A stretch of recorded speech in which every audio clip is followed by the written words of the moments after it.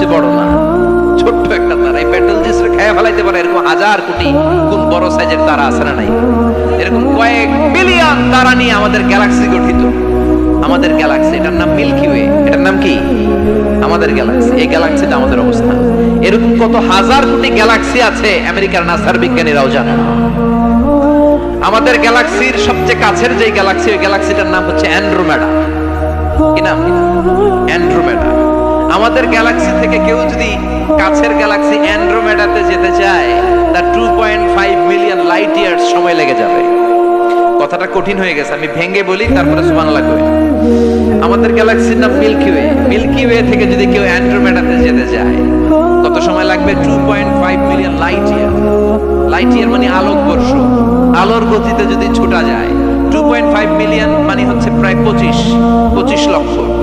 তাহলে পৃথিবীতে সবচেয়ে দ্রুতগামী যে বিষয়টা আবিষ্কৃত হয়েছে সেটা হচ্ছে আলো। এই যে লাইট মারলে যে ছোটে, এই লাইট প্রতি সেকেন্ডে 1,86,000 মাইল বেগে ছুটতে পারে। 1 মিনিটে না, 1 ঘন্টা না, 1 মিনিটে না, 1 সেকেন্ডে আলো চলে যায় কয় mile? 1,86,000। Could you imagine that? আপনি কল্পনা করতে পারেন? হয়তো মাথা নাড়াইতেছে না। এটা কি কল্পনা করা যাবে? আমার তো তার ছেড়ে যাচ্ছে। 1 সেকেন্ডে নাকি আলো ছুটে 1,86,000 মাইল বেগে।